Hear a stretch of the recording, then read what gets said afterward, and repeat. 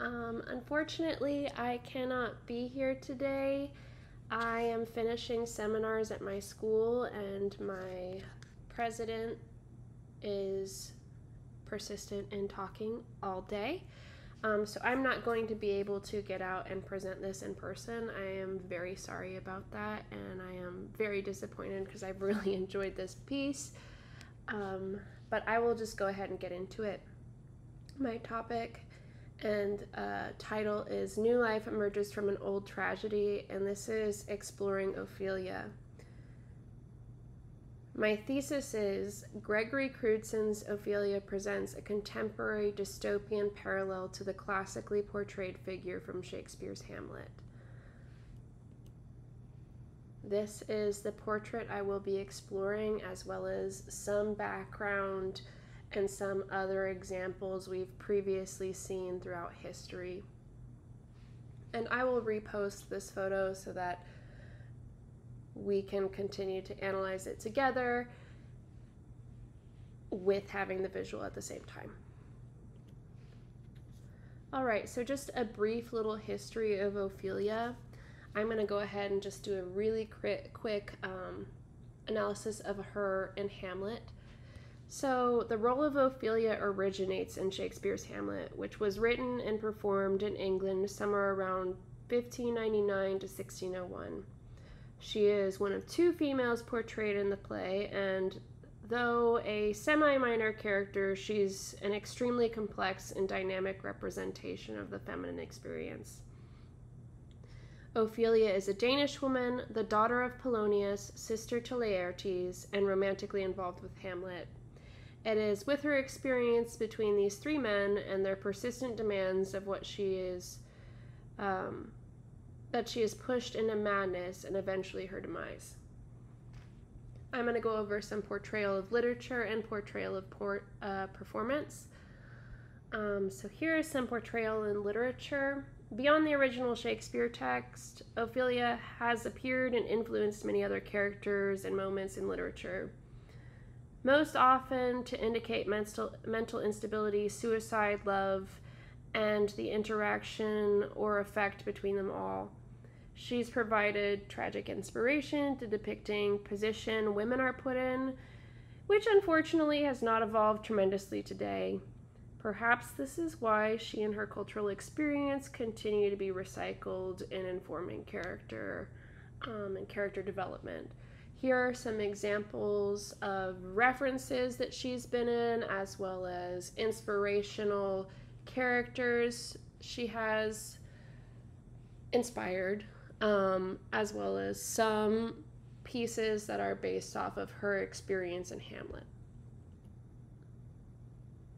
As far as performance, the presence and inspiration of Ophelia continues to push forward into the world of theater, film, and some video installation, as you see at the bottom here.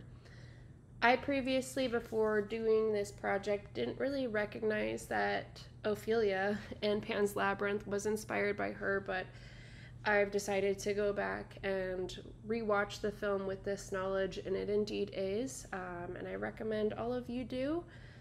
It's very interesting to see her paralleled in different time periods and different synopsis with same symbology and character attributes.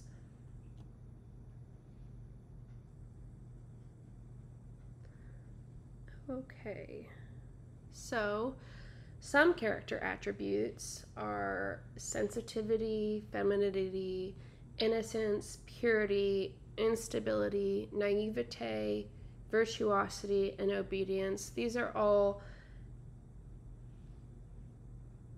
adjectives that can be used to define and communicate her character and what she kind of stands for and how she is perceived by the audience.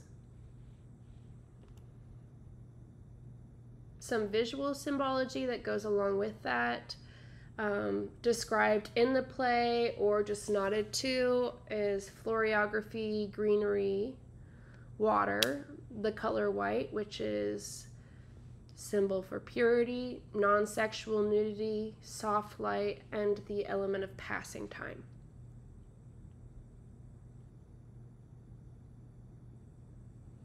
So, some roles in society, and these are roles that have kind of existed for a long time, beginning, as we know, in the ancient Egyptian, ancient Rome, and ancient Greek. We have this kind of obsession with death and this beauty and poetry of dying for love, this self-sacrifice, this romantic martyr, and this beauty and morbidity. And she definitely pushes that further and is a more contemporary reference and well-known reference that artists, musicians, and actors continue to reference just because they find this beautiful element and this morbid and tragic quality that she presents in Hamlet. Here are some previous portrayals before Gregory Crewdson. These are majorly from the Romantic period, which makes a lot of sense because there was a huge emphasis on postmortem and photography and mourning wear, the Victorian era, where people were really kind of obsessed with the tragedy of death and this culture around death. And Ophelia is one of those figures that is beautiful and resemblant of all of this. So a lot of these come from that period. First, we have the most famous, which is from Sir John Everett Millais. And this is painted in 1851 about, or possibly 1852. It wasn't specified. We can see her horizontal, stagnant form laying in this dark spring, encompassed by floriography, as we talked, is a really important symbol for her character, as well as nature and this kind of poetic soft light. She is not disgustingly portrayed as dead, but poetically and beautifully.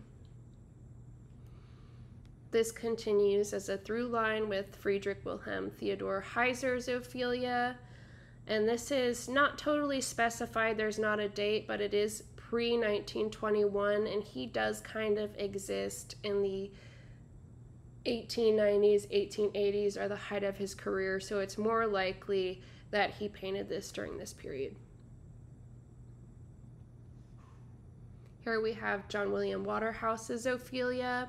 He is also another famous artist. You've likely seen the portrait of her sitting up, but I wanted to show this one because she is once again encompassed, horizontal, in a field of flowers and greenery and this foliage. And here we have Alexander Cabanel's Ophelia.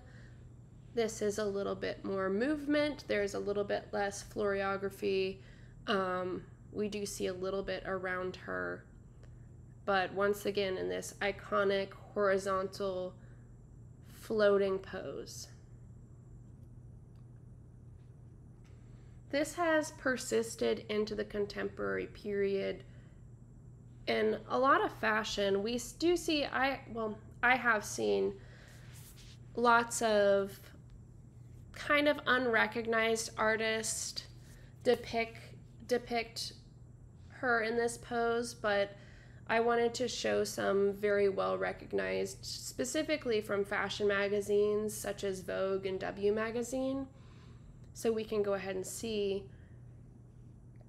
this really intense direct correlation of Saoirse Ronan depicted as Ophelia for Vogue magazine in December 2011. Once again, that horizontal pose. She is, however, in a drained pool, and then the foliage around her.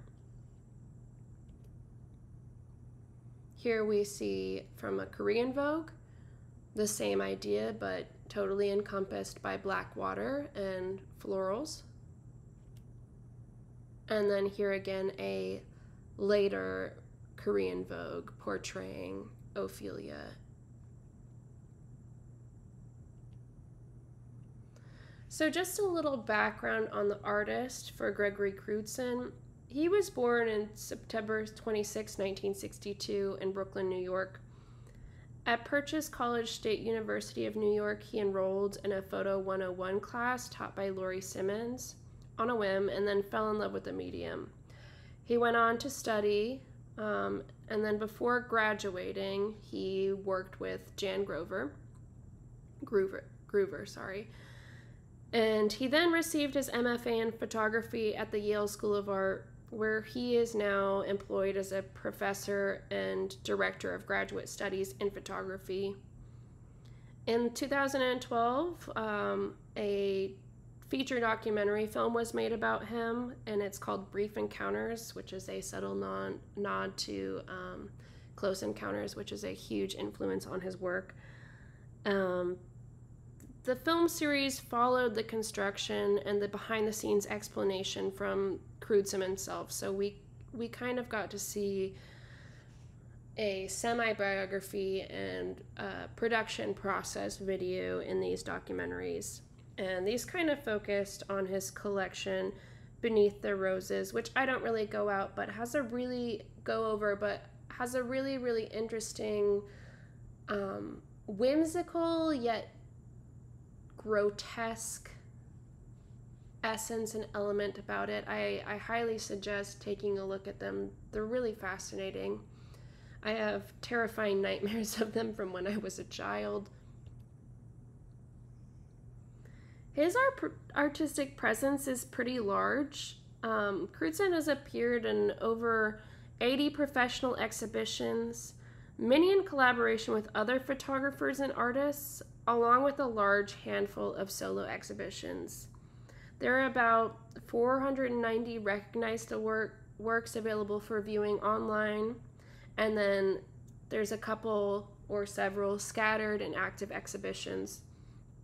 Crewdson has also received numerous awards, including the Skohagen Medal for Photography, the National Endowment for the Arts Visual Arts Fellowship, and the Aaron Siskind Fellowship.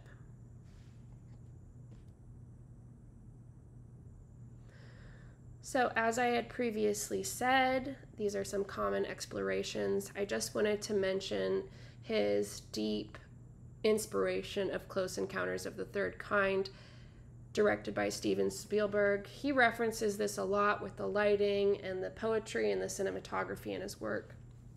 But other themes he explores are the tension between nature, suburbia, and the mystery of the unknown, obscure and conventional narratives, anxieties, fears, and desires.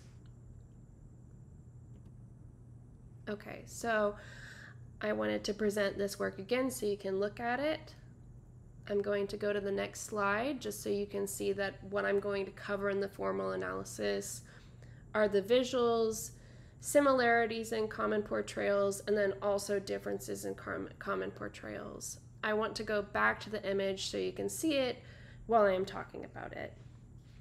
So, semi-submerged in the center of Crewdson's Ophelia rests a pale white feminine form. Her slip and brassiere are soaked with the water around her, creating translucency in the fabric and exposing the skin underneath. The room she resides in has been flooded.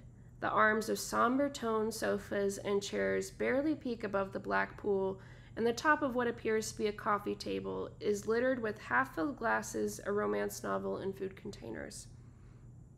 Behind her, there is a staircase carpeted in dirty, worn green, where two slippers are left, a pink robe is left draped upon the railing, and alongside the wall are portraits of solitary family members.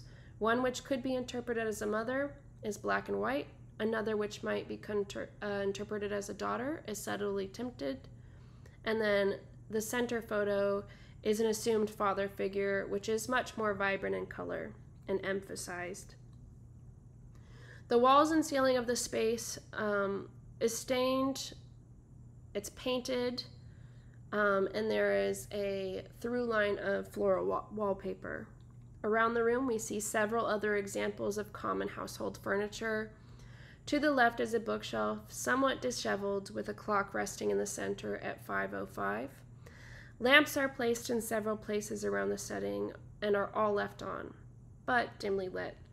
Windows are visible and curtained in a sheer organza. Some very soft breaks of light appear. On the door, there are 3 consecutive windows pointed at a diagonal, echoing the portraits lining the wall against the staircase. Because of the muted lighting, the pool of water becomes black and reflective. It is so still that you can see the detailing of the lampshade reflected and Ophelia's profile mimicking itself in the water. The use of value, color, and absence of color plays a large role in moving the eye of the viewer around the photograph. First, we see the central form, which is lightest in value, and that is Ophelia. And then we are directed to the next elements lightest in value, which are the windows behind her. These immediately direct our eye to the graphically framed family portraits, and then immediately back down to the form with the use of a white lampshade. This creates an emphasis on the dialogue between the figure and the portraits. This kind of cyclical movement in which our eye bounces from piece to piece creates a kind of chaos, a quiet chaos, and an extremely still moment. We are spinning around this in the way that Crewdson has kind of directed our eye with these emphasis and values. Okay, so next what I'm going to go over is what you might perceive, and this is going to be my visual analysis. I'm going to go over visual symbology, connotation, and interpretations. I am going to go back to the image again so that you can see what I'm talking about.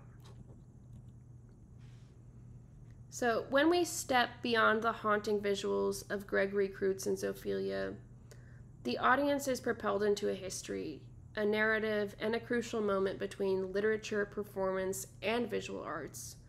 Crewdson's contemporary interpretation of the infamous Shakespearean character reflects and integrates Elizabethan tragedy into a dystopian suburbia. Recognizing past depictions in relation to Crewdson's Ophelia is a really crucial element in beginning to understand the subtleties and symbologies scattered throughout the large chromogenic print. When we place the contemporary photograph next to the many oil paintings which I previously showed that are rendering the tragedy, there is a direct relation in form, energy, and balance, symmetry, etc. We see the stillness in the water, the silence in the environment, and the central reclined sinking feminine form. This gives the audience a through line and instant communication of the narrative. Now that we know who the subject is, based off of these old paintings, these classical paintings, these extremely recognizable paintings, especially Malays, we know who the subject is, and we can dissect the imagery and separate it from its past renderings. It is now contemporary, but we know who the character is. Crewdson's Ophelia does not wade in a pool encompassed by foliage and flowers. Though floriography is a really important symbol associated with the character, this fragility and femininity is not lost.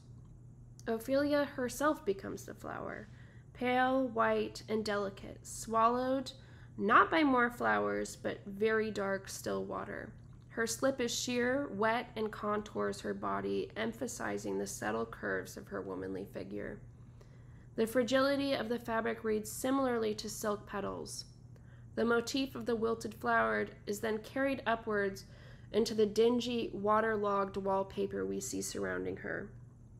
It is extremely subtle, but this floral motif works to echo the foliage that would surround her in traditional works. The majority of the interior is dimly lit and stained, but there are moments of soft light peeking through gauzy windows and house lamps. This could be another technique to emulate light peeking through trees or the flickering moments between life and death.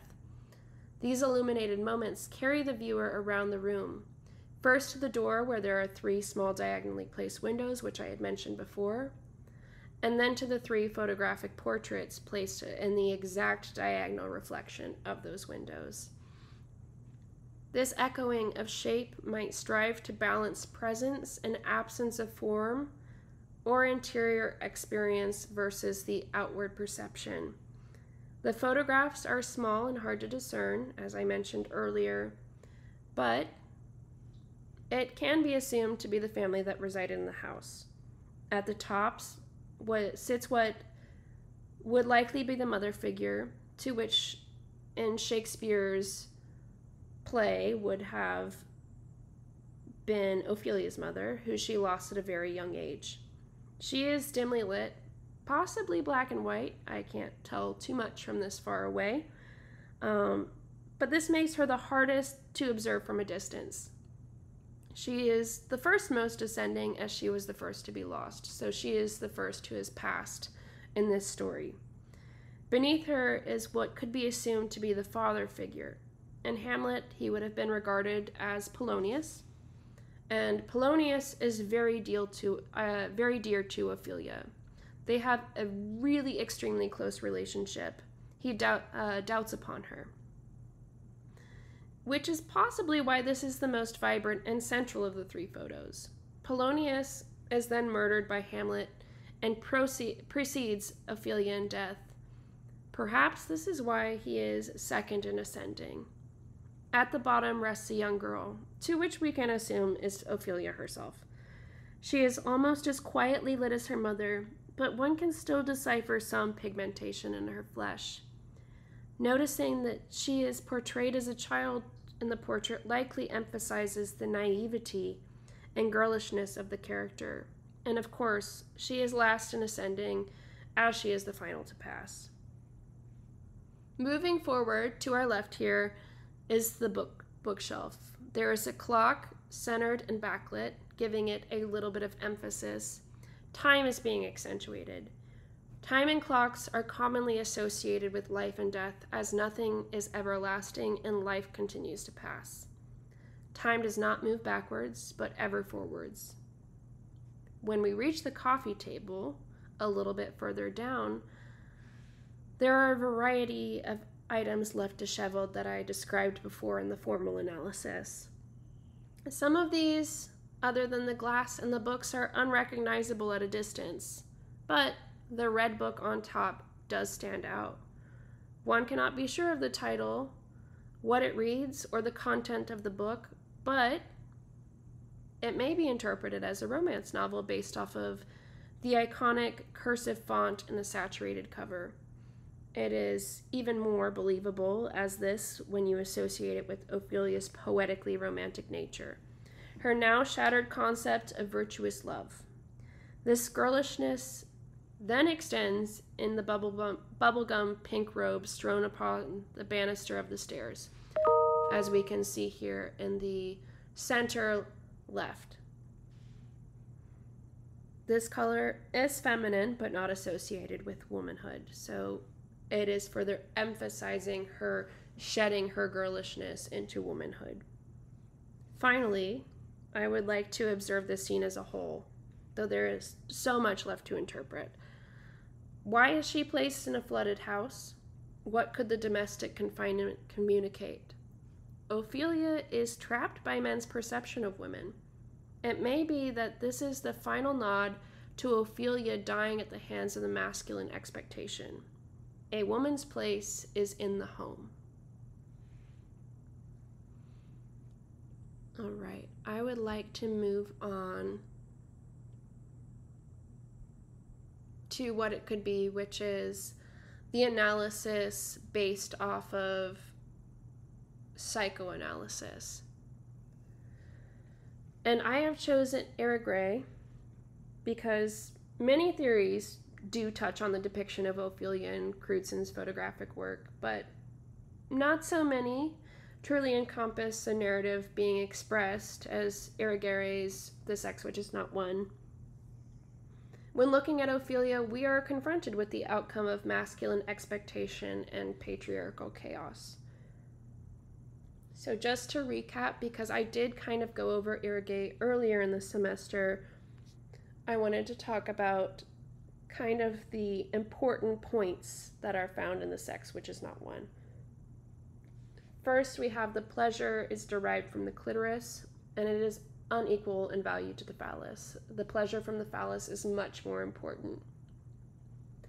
Feminine power can only be achieved through maternity, and it is temporary, existing only until the son has grown up.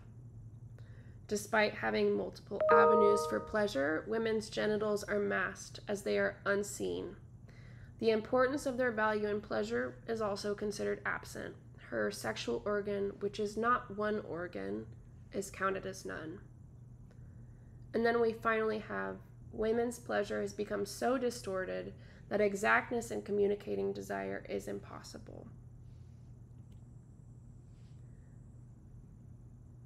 Okay, so just to kind of balance what we have seen once again in response to what Irigaray has proposed in her analysis, we can see that this image touches on sexuality, inequality of power, and feminine distortion of pleasure. Ophelia's sexuality and objectification is displayed by her slip clinging to her nude form, exposing her feminine shape. There is fragility exposed beyond her pale, lifeless body, and it even goes beyond physicality and into the psyche. Ophelia floats, exposed in dark depths, paralleling the consumption of her self-worth. She rests lifeless in the void of masculine desire and expectation. She was doomed to be powerless. There are nods to the shedding of her naive outlook and the draped pink robe and soft pink slippers falling at the edge of the staircase. Her descent into madness and eventually suicide by the hands of men's actions are exposed in her mirrored form and environment, revealing a distorted, upside-down, shadowed experience.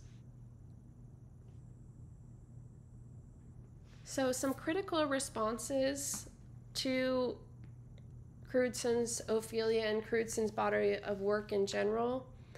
I have two of them. Both of them are pretty positive, and here are some quotes. I'll go ahead and read them. This one's by Leanna B. Elric. I think about Friedman's work from the feminine mystique in the suburban housewife's life, she says. I'm also thinking about how grotesque the woman in the picture is, and I'm not sure how to interpret that. If her grotesqueness is a way to represent depression, it's almost as if she's submerging into domesticity. She is consumed by this ideal suburban life, a psychologically depressing space to be. The second quote is, she imagines that Crewdson's Ophelia exists in the unfulfilling world of housewives that Freudian examined. I think it's morning in the photograph, Lakeem Seti, I'm sorry if I mispronounced that, says, and she is in her house after sending her husband and her kids away. That seems to me what I see in this whole idea of idealized feminine domesticity. This really speaks to me in parallel to Irigaray as well as to Ophelia and these kind of expectations that a woman must be this and she must expect and conform to whatever the man demands, the masculine figure, what he expects. It is our job to fulfill his desires. This is Ronnie Sheaves' quote from her critical response. And this is talking about one of her professors and kind of how he saw this. Banks sees the choice of twilight as marking the shift between public and private spaces. Both writers stress the narrative nature of his pictures and the melancholy beauty of the economically depressed ghost towns where industry has fled, leaving sad, bewildered inhabitants adrift. This socio-economic layer counterbalances the darker imagery of dreams, often filtered through films. Thus, the bathroom in Psycho reappears, virtually unrecognizable in the corner of a mysterious, very different drama. And I think that this resonates as well to what I've said, as this is a dystopian, bizarre, totally staged, contemporary view of a very common narrative, a very popularly recognized narrative. It's distorted enough that it can be interpreted without knowing those, but it is still recognizable. But it does become a little bit of its own story on its own, something that we are more able to relate to, empathize with as a contemporary audience, especially a contemporary female audience. I'd like to go ahead and show other works. Some of these aren't as high resolution as I would prefer they be, but I wanted to show the specific ones I wanted to show because they speak to me. He typically titles a lot of his pieces untitled, and so that will be pretty common throughout these. This is one of them. Very specific lighting, very specific color palette, very dystopian and empty in movement and experience. It's depressing and beautiful. We see that romance and that obsession with romance in morbidity. Though she's not dead, there's still this absence of life. Again, there is a really quiet stillness he continues to play with that I just think is extremely fascinating and uncomfortable and evocative. You don't necessarily have to know what he's saying, but you respond with a feeling.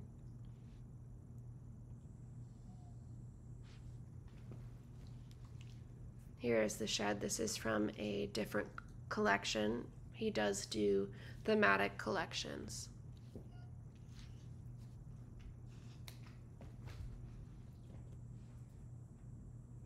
These ones I have very vivid memory from when I was a child because they really disturbed me.